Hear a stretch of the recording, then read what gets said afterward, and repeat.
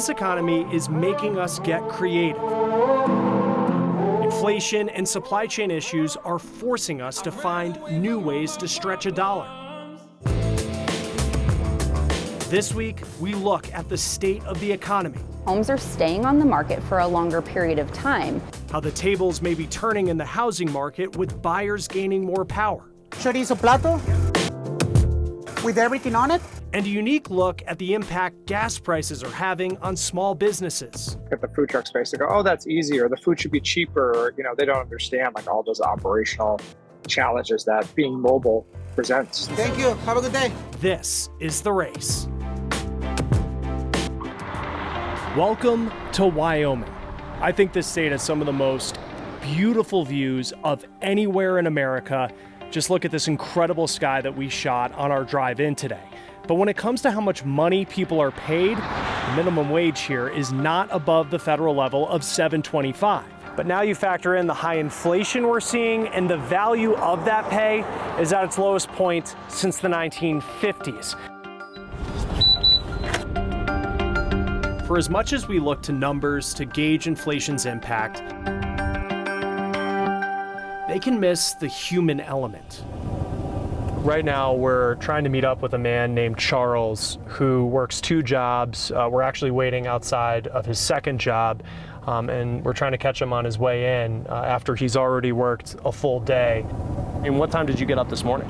I was up at 5:30. 5:30, and then what time will we go to bed? Time I get out of here, I'll be home around 11:30, so around between 12 and 1. I only had a few minutes with Charles Waddy before he had to go back to work. Work is what he does more than 60 hours every week. Wow, you must be exhausted by the end of it. Oh, yes. He doesn't have a cell phone right now. He's doing that to save money.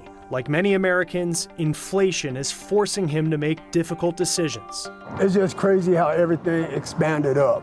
Rent, gas, especially food. There's a lot of people, like me, sometimes I go to churches and get food.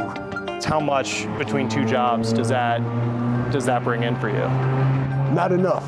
I'll just put it that way, not enough. While neither of his jobs pay just minimum wage, his home state of Wyoming is one of 20 that haven't raised it above the federal level of $7.25. It was supposed to be designed to be a living wage, and right now you can barely live on it. For as complicated as interviews about the economy can be, I don't know, I can't get it all out in like nice 30-second answers, but yeah. Economist Nick Kolsch tries to keep it simple. I wanted to talk to him because he's a college professor who used to work minimum wage jobs. It's heartbreaking. I don't know, I think if you give up 40 hours a week, you should be able to live, right? You should have the other 128 a week to yourself. While the federal minimum wage has stayed at $7.25 an hour for 13 years, inflation has gone up 38%. That means $7.25 today pretty much gets you what $4.50 did the last time it was raised in 2009. There should be no reason that if prices are going to increase year over year, that the very minimum standard that we allow people to work for also doesn't rise with it. President Biden proposed raising the federal minimum wage to $15 an hour. Republican lawmakers countered with a proposal to raise it to $10 an hour.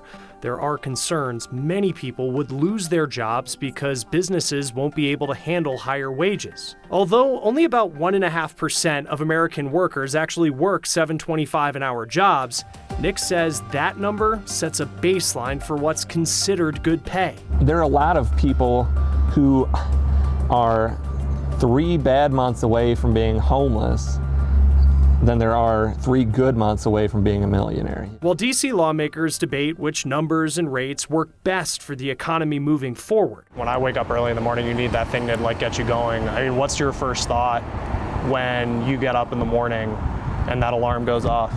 I'm up doing it what I do every day for my family. That's what keeps me motivated and keep me going. Across the country, there are people like Charles. Appreciate it so much, you're Charles. welcome. Yeah, who work far more than a 9 to 5 just to get by.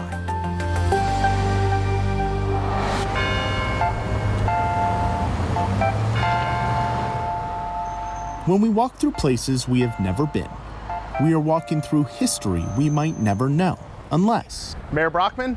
That is me. Dan Grossman. Dan. Yeah. Sorry. Pleasure to meet you. Good morning. No, Welcome good morning. to heaven. We choose to walk with someone who has chosen to embed themselves in its roots.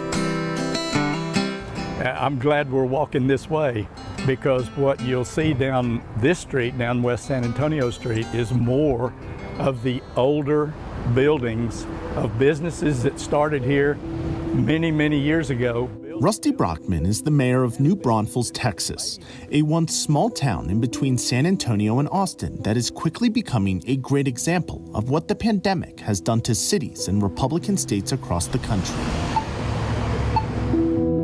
Over the last 10 years, New Braunfels has seen its population explode from 57,000 people to more than 100,000 people as it grows 6% each year, a trend that is becoming a hallmark in Republican-leaning states like Texas. Since the pandemic began, red states have added 341,000 jobs to their pre-COVID numbers, according to numbers from the Department of Labor, while blue states are still 1.3 million jobs short.